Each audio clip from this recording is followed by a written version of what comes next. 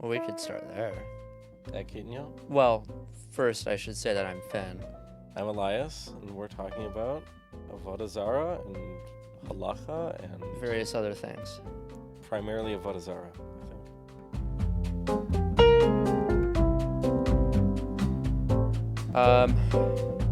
Yeah, so we're on day... Is it day 4? Of what? Passover. Pesach. No, it's day 3. It's day 3. It's day 3 and day 2 of the Omer. Well, actually, no. I think it's day 3 of the Omer now. Yeah, it's day 3 of the Omer. I just counted day 2 yesterday. That's why I know. And so neither of us have eaten any leavened bread. No. Since... I hope not. For me, since Monday. I didn't know about the 10... Apparently, like, you stop eating leavened bread around 10:30 or something. Yeah, I didn't know there's that. disagreements on time because there's disagreements about when the days begin and end. But yeah, I didn't know that because I didn't know that until after I'd eaten a quesadilla at like 2:30. that's okay. I ate a bagel literally the exact minute. I finished eating a bagel literally the exact minute I had to stop. Oh. So You kind of blacked out there. Oh, it was really intentional. I had like 3 bagels left, and I didn't want to burn them all because you have to burn them. Like if you burn all your leftover chametz that you don't sell, okay, you don't have to. You can sell it. I wanted to burn it because it's kind of awesome. Yeah. But I was too busy, so I just sent it to Rabbi to burn it for me. And well, his son burnt it. Issy burnt it for me. But they got mad at me because I forgot to unwrap my bagels, and so they burnt the plastic too. So we've had our long-running, unless you want to talk more about Pesach, we've had our long-running discussion about... Well, I want to hit a couple of questions first. Okay. And then we'll get into the much discussed... Much debated, very controversial. Much debated topic of the Easter Bunny. Yes. But we'll get to a few things first, and then I originated this debate, and so I'll say what I was thinking. But so I don't know. Yeah, where are you from? Where am I from? Yeah. I know, but I'm... I was born on, what is it, Swedish? Yeah, I was born at Swedish Hospital in Seattle. I didn't know you were going that far back. You wanted to know where No, I'm fair from. enough. Fair enough. Swedish Hospital. Born at Swedish Hospital in Seattle, like 3 a.m. And then immediately shipped back to the island, the rock, Vashon Island. It's also called the Rock. And I grew up between my parents' houses in West Seattle and Capitol Hill and Vashon. So Seattle, but I spent a lot more time on Vashon. What brought you to Western? I actually don't know this. You don't know? No. What brought me to Western is before I did college, I running start. Or not IE. What's the... Hey, you got your AA. No, I was thinking the IE mean an example, but I'm not doing an example here. Okay. Before I did running start my senior year of high school because COVID had started, and I was like, I'm not touching online school. That sounds awful. And Smart everything decision. was fully online. I said, I'm out. And I did running start for my senior year, so I didn't get my AA from that. But until the point of doing college, I had done really terribly in academics in school. School was like my worst failure. I did absolutely terribly.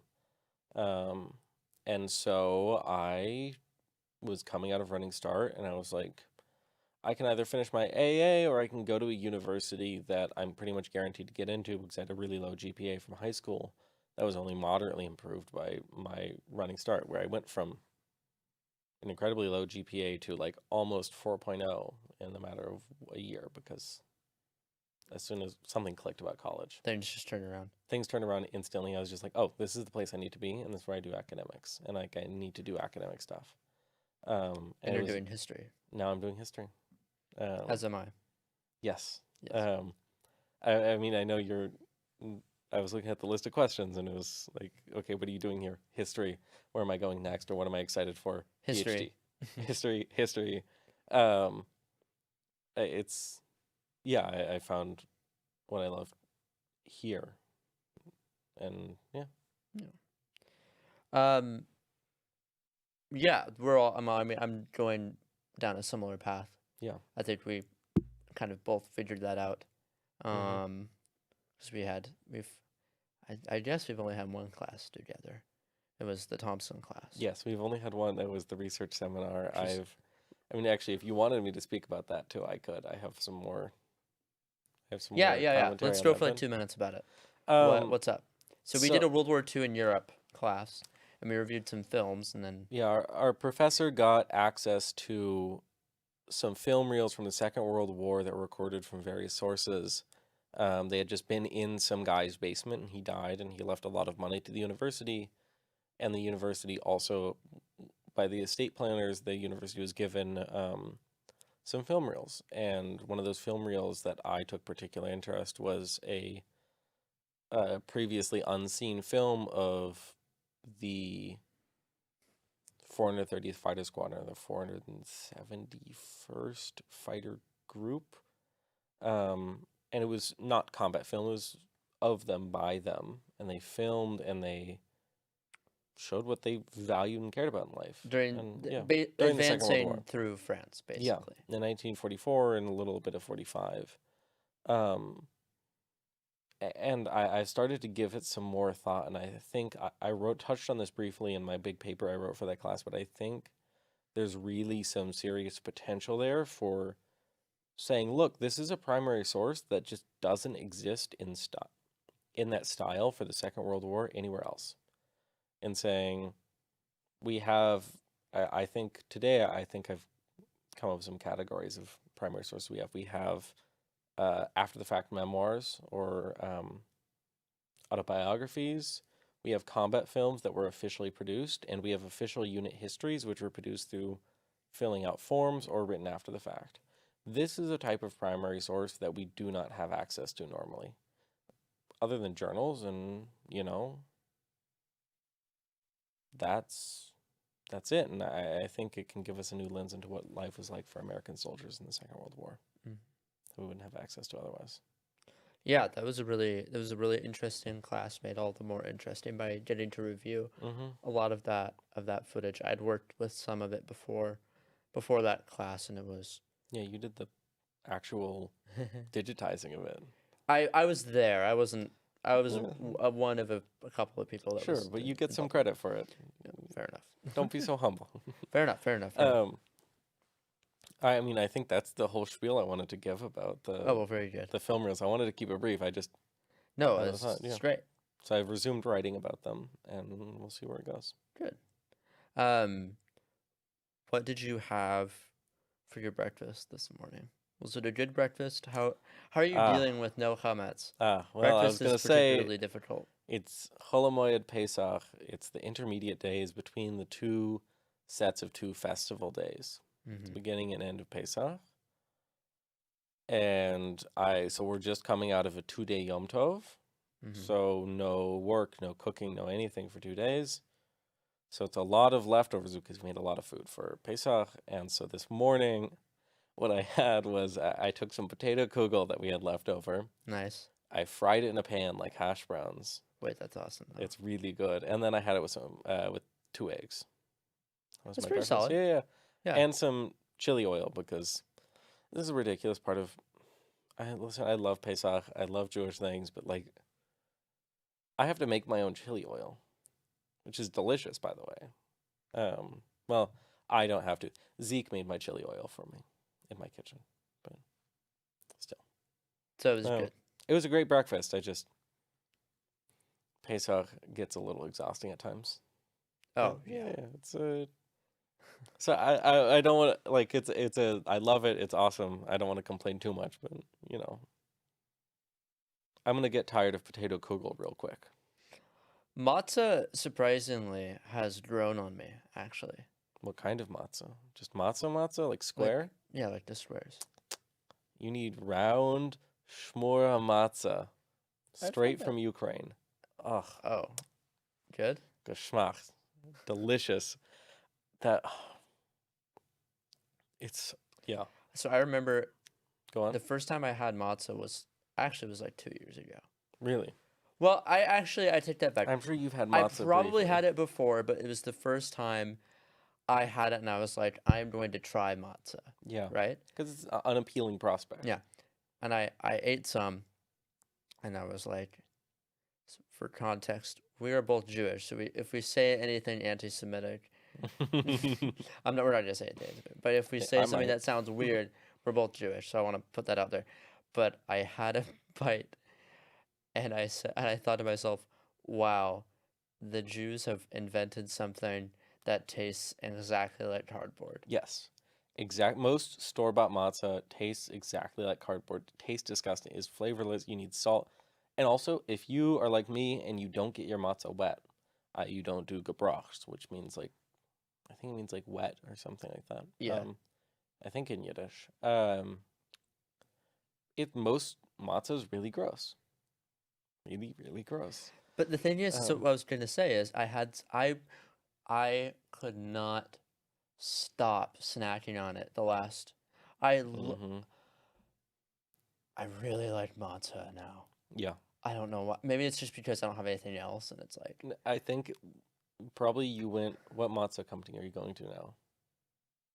Maybe this is a product placement, but it was like an orange box. oh, did you get the new Manischewitz stuff? It's the little cartoon of the guy. Yeah, that's Manischewitz just had a big rebrand. Yeah, Manischewitz. Um, It was good. Manischewitz, really yeah, it's pretty good. solid. I'm partial if I'm gonna go for store-bought matzo. Yehuda, Okay. really solid.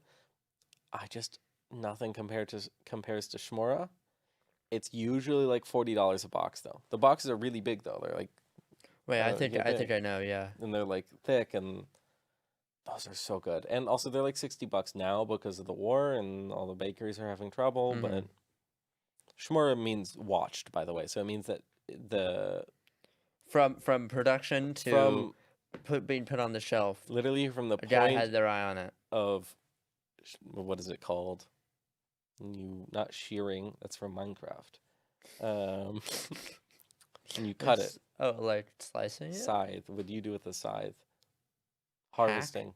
Harvest. Okay. Yeah, whenever, from the point of harvesting to the point of It's on baking, the shelf. it's made sure to not have touched water. Oh no, until it was- to point baking. Okay, that makes sense. Yeah. Well, No until water. you mix it. And then when you add water, you only have, it's less than 18 minutes. I think 18 minutes is the absolute maximum, but I think it's way less than 18 minutes, probably like 5 minutes to take it from mixing to baking and have it done. But the Mizrachim and some Sephardim, they have some good matzah. I bet. It's not like normal No, matzah. I bet. Because it's soft. Their matzah is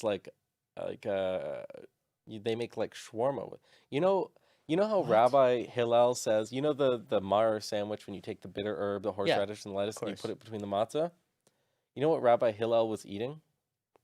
Like He was eating a soft matzah. He made like a shawarma. And he also made a little wrap. He also put I think he was doing it in the time of the second Beis Hamikdash. So he put, I think so, right? Yeah. Just that makes sense. And so yeah. he put actual lamb in it too. So he was having a lamb and horseradish. Well, maybe not horseradish. That's probably so good. Shawarma. It was good. It was not a dry cracker on top of lettuce and horseradish on top of a cracker, which gets everywhere. Oh yeah. So I want to move to a Mizrahi community so I can have lamb shawarma for That's Pesach. really good. But again, shmora, if one can afford it. I'm not willing to spend $60 a box, so I just go to Chabad and I eat that. Speaking of spending money, I think we're both thrifters. Yes, absolutely. Where'd you get your we'll start with the shoes. My what? Your shoes. We'll start with the shoes. Where'd you get them? My shoes? Oh, I bought these new. I need to replace the laces and I need to repolish them because I stepped in mud. Oh no. I have a bunch of.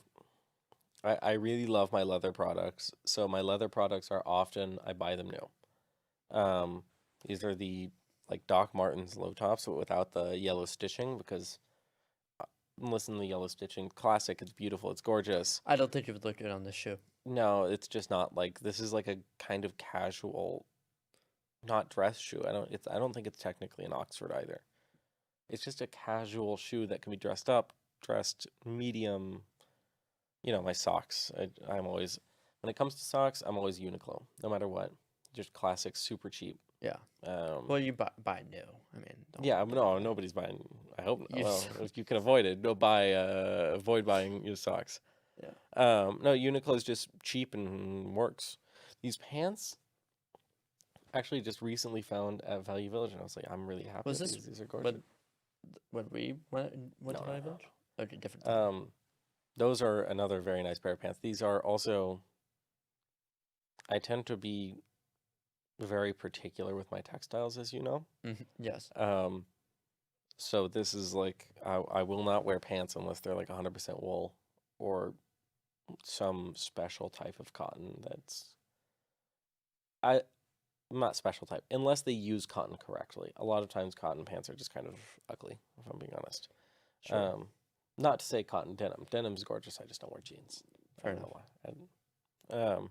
Oh, and the biggest and most incredible part, three pleats and a wide thigh on a 36 waist, almost impossible to find. And they are it's so rare to find pants that fit me in the waist, the thigh, and the hips. And you got it at Valley Village. I got it. That's amazing. That's why I don't buy new. I Baruch literally Hashem. can't buy new unless I were to go to a tailor. Because I've looked everywhere and nobody sells anything I want.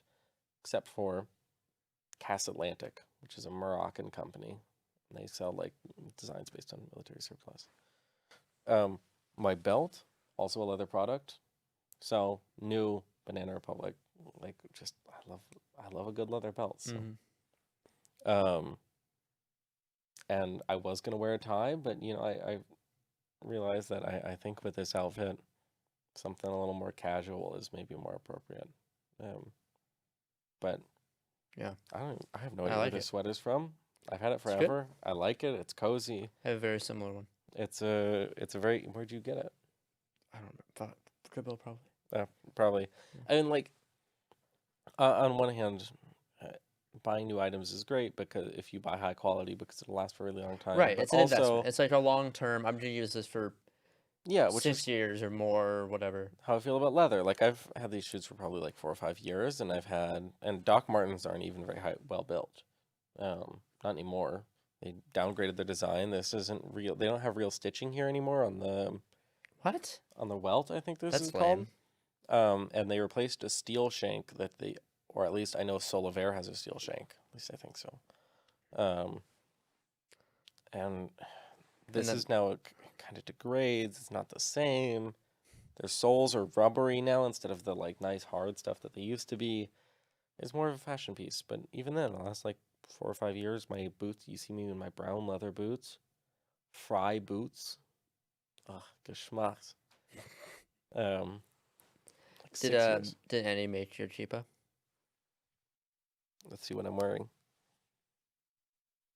Yes, Annie in fact did make my kippah. It's a great cheapa. Kippah handmade by Annie Jew Dunn. Annie Eliyahu Jew Dunn. That's her Hebrew name? Eliyahu? Yeah, I did know that. It's a good name. Yeah, my roommate, she makes very good kippahs. Actually, almost all of my kippot are made by Annie. So before we get to the main topic, we'll very briefly talk about your favorite movie. Oh, sorry, am I yapping too much? You're not yapping too much. Okay. You're not. You're I good. will talk a lot if need be. We have like 12 minutes, Oh, which is fine. But I want to I've give. been engaged in the Avodah Zarah discussion for like days. Anyways, my favorite movie, The Hunt for Red October. Oh, perfect. Yeah, come on. Like, yeah, The Hunt for Red October, incredible movie. Every time I'm hanging in your words, Baruch Hashem. Baruch Hashem, Baruch Hashem. The Hunt for Red October is an awesome movie. It's an awesome, movie rocks. awesome movie. It's like, bara. Like, that's, I genuinely know almost the entire movie because I will watch it every time I'm hungover. You've said this. It's, probably like 9 times, 7 times, I don't know. It's got for anyone who hasn't seen it, it's got Sean Connery, Sean Connery. Alec Baldwin, Mm-hmm. James Earl Jones, right? Yes, and James Earl Jones. James Earl Jones and, and Sam Neill yes, from Jurassic Park. Yes, it's like, it is the perfect, I presume it came out in the 80s, like 80s Oh, thriller, Cold War. hitting every box. It's the best of all the Jack Ryan. I think it's Jack Ryan. It's the first Jack Ryan. It's the best of them. I watched what's Which it called? Patriot Games and Yeah, Patriot Games didn't like that much. Also, it has submarines. It's what is all the other about one? submarines, and I love submarines so much, especially the Typhoon. Clear and Present Danger. This is the one. I've not seen that one. It's not. It's fine. Submarines, though. Submarines go crazy. It's a submarine movie. I love boats. I love Big boat boats. fan, I'm a too. big boat fan. The bigger the boat, the better. You put missiles on it, even better. So the premise, I'll briefly say the premise of the movie and then move on, just to tease you. What the movie, it takes place in like 1984 or something. Probably. In the height 80s of the during the U.S. military budget. Huh? Height of the U.S. military budget. Exactly. And Sean Connery plays a Soviet submarine. He's like a high-level admiral, He's basically. like the submarine ace. Yes. Like he's the guy. Yes, and he has this new submarine that basically runs Completely silent. And it's also armed with nukes. Mm-hmm. And it goes missing. Like, the Soviet Union becomes aware, and then the United States kind of finds out that he's gone missing with his sub, and they think he's headed for the eastern seaboard. Yes. And they don't know if he's defecting or if he's going to blow up America. And so it's a chase between like the U.S. to like find him, and maybe he's defecting, or maybe we have to blow him out of the water, and then the Soviets are trying to capture him, or maybe blow him out of the water. And the Soviets are trying to get the U.S. to help them blow him up because the Soviets don't know if he's defecting and gonna leave all their nuclear secrets to the U.S. Right. or. It's so good. It is a really, really good movie. It's genuinely like I did not know a thriller could be that good. Like it's. I want that's to a thriller, right? rewatch it. I'm probably gonna rewatch it tonight Yeah, now. cool. Yeah. Sorry. No, You saying? were you gonna say Oh, I something was just gonna keep yapping about the movie. else? It's just well, good. we'll save that for another time. Yeah, it's like maybe not it's an uncritical version of Doctor Strangelove. Yes, Yes, but good. Oh, incredibly good. Are you Yeah. saying Doctor Strangelove isn't good? No, Strangelove is good. I was like, but I mean, that's my second it wouldn't favorite movie. like Doctor Strangelove played like straight from a pro-United States perspective would be a very odd movie because it's a satire of arms buildup. And if it was like a pro-arms buildup movie, that would be weird. But it's not. It's not a pro-arms buildup movie. Yes. It's just a really good thriller. It's just Yeah. I think it's probably a pro arms buildup movie. No, it's Tom Clancy. Tom Yeah, of Clancy course. was a neocon. Yeah, Is of a course. neocon Yeah. guy. Like there's a bias that you should be aware of going into it. I thought what makes it all the better. But it's a great awesome, movie yeah. still. Yeah. So a Time to little get bit into of heavy stuff? context, and then I want to hear your opinion. Okay. So there's a concept in Judaism called avodah. And interrupt me if I ever get it wrong. Avodah zarah. It's essentially the sin of idolatry. Mm-hmm. And under traditional Jewish law, it's a very serious transgression Mm-hmm. for Jews to engage in Idol worship. idol worship. So I'm going to speak for myself here.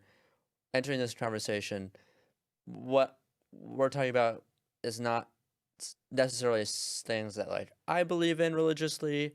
We're more talking about, and I'll leave you to characterize your own Yeah. religious belief. But for me, like not necessarily, I don't necessarily, I have my own religious practices. Other people have theirs. So this is more talking about a framework, and getting into the fun kind of legalistic issues in traditional Jewish law, which is not a set of law that I necessarily follow, or I don't follow. But it's still like an area of, I guess, jurisprudence that I find super interesting. Yeah. So that's kind of setting the kind of framework from my perspective. So I had a chocolate Easter bunny around the time of Easter. Mm-hmm. And according to traditional Jewish law, for Jews, Easter, along with other Christian holidays, is avodah zarah. It's idolatry, because traditional Jewish law would see Jesus as an idol, in the sense of like, this is a holiday that's equating Jesus as God, and therefore that would be idolatry. And so I thought to myself, again, using that framework, oh, if I am eating if can a Jew eat a chocolate Easter bunny because it's It might be considered. participation in an idolatrous holiday? Yeah. I think probably yes. They can. No, they can't. Oh, yes. It's probably idolatry because I think that no matter what, the Easter bunny is it's an Easter bunny. It's inherently connected to Easter, which would be considered an idolatrous holiday. And so participating in that by eating a candy associated with Easter would be idolatry. You have a I think thing. it's more complicated. So, I mean, first of all, the big thing to establish here is what jurisdiction are we under? Yes. Specifically, we're going to talk about, well, at least I'm going to talk about laws regarding what a Jew is obligated to do and not do, not what a non-Jew is obligated to do and not do, because non-Jews are obligated to very different things. And, for example, depending on what source you follow, Christianity might not be an issue for a non-Jew, but it is an issue for a Jew. Mm-hmm. So, as Jews, we're very clearly, again and again and again, supposed to distance ourselves as much as possible from idol worship. See the sin of the golden calf. Like, the big thing is, like, you create a physical thing and you worship that or you worship any symbol other than the kind of total, ineffable, infiniteness, whatever the Ein Sof light.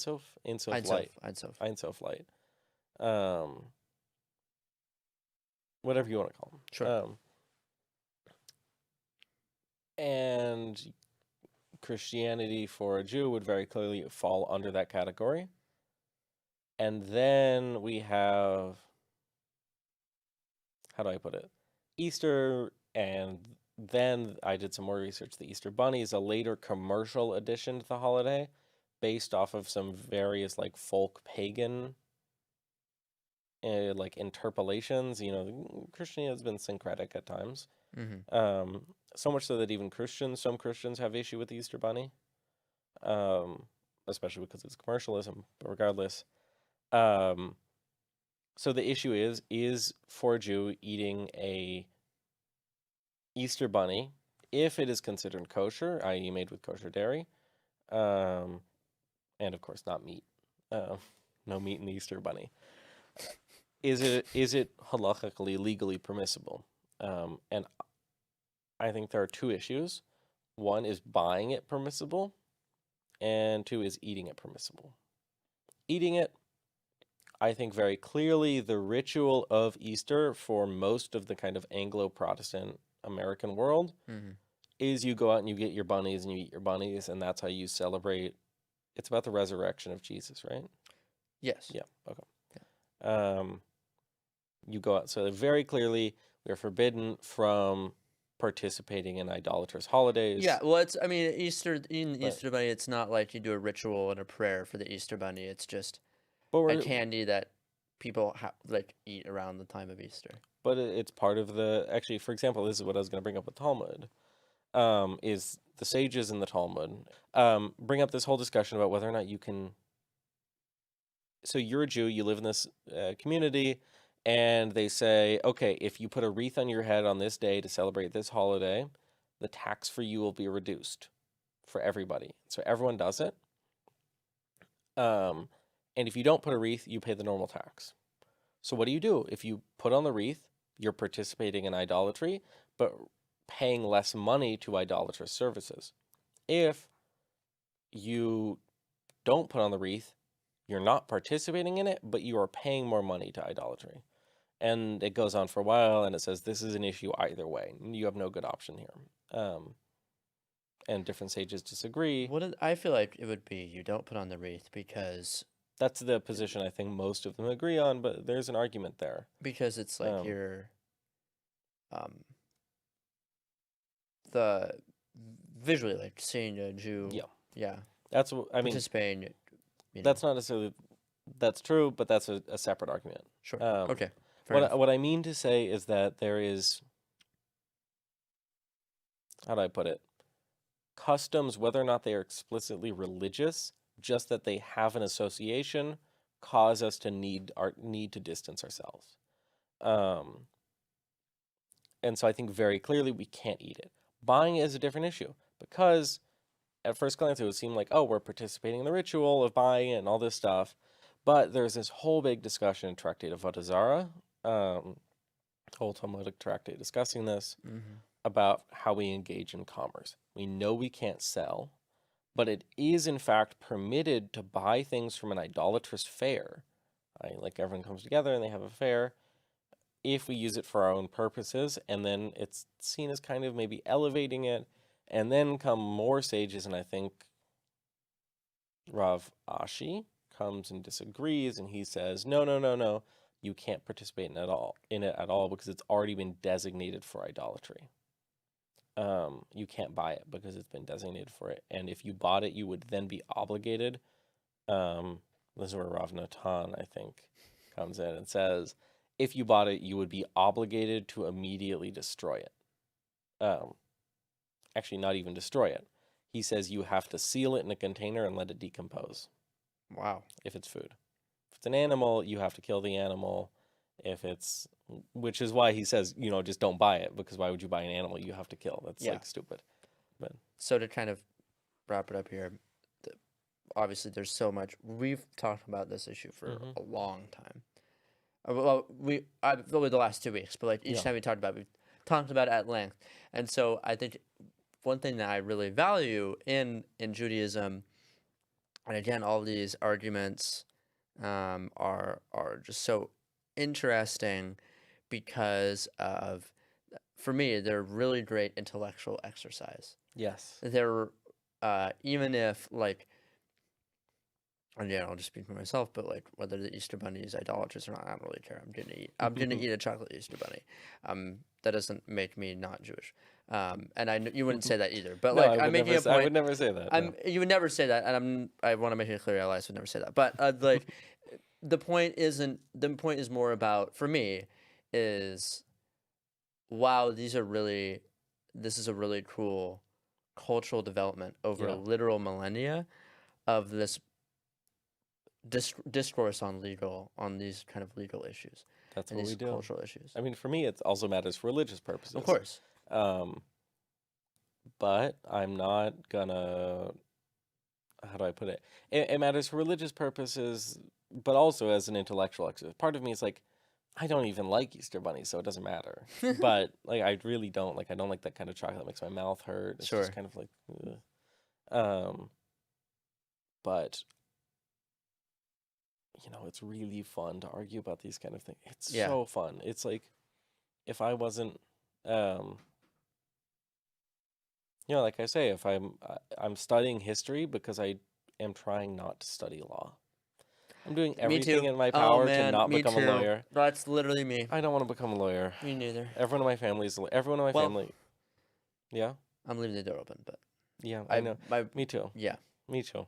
Maybe I'll become a rabbi, study halacha, become a rav of Easter bunnies or something. Actually, here's the thing. Then you're a fun lawyer. Exactly. The halacha lawyer. So, make your point, and then we'll do the last. It's been frustrating me. Orthodox Union, OU kosher, certifies Easter bunnies as kosher.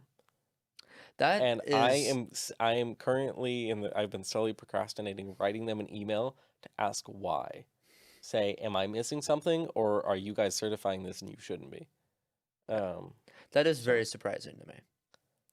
Because I don't think they should. I mean, I guess technically it's a kosher ingredient. So maybe. I'm glad I've spawned off my brain. I've spawned this discourse within the community. It's wonderful. It's like, it's a common discussion point now amongst the Jewish community here at Western. Very good. Very, very quickly as we end, just really quick. What are you looking forward to? Whether maybe related to anything that we've talked about, or just in general, or something positive in your life or in the world that you're. Positive thing in my life or in the world? I mean, you're looking forward to. That I'm picking up my writing on these film reels again, that Pesach is. We're in Cholamoyed now. I'm not worried. I'm not have. Well, actually, no. I have another 2-day Yom Tov that I have to start applying to grad schools in the fall. It's incredibly exciting. Also a little nerve-wracking. Yeah. Yeah. I think it's that the grad schools. Good stuff. Grad schools. I'm very, very excited. Are we out of time? I don't get to show I my think object. we are out of time. Oh, what? Well, briefly, very, very, very briefly. What's your object? Baruch Hashem. This I is have 2. 30 seconds In my wallet, 30 seconds. Picture of the Lubavitcher Rebbe with kawaii stickers. with a Kawaii Tokyo sticker on it, like one of the little Hello Kitty things. I was given this by my Chabad rabbi. It's awesome, and he's a very cute, adorable man. So I collect pictures of the Rebbe. Also, I found this in Crown Heights, New York, in a coffee shop. They give out free cards that have the blessings for when Mashiach comes. 'Cause you're supposed to have them. You're supposed to have them. It's like when you see Mashiach arrive, when all the dead come back to life, all this stuff. You gotta be prepared. You gotta be You gotta prepared. have that card on you. It's very interesting seeing very intense religious belief be normal. Yeah. Yeah. Have you been to Crown Heights? It is a very It's a strange interesting place. area. I love it. It's awesome. I love Crown Heights. All right. I think that's it. Thank you all for watching.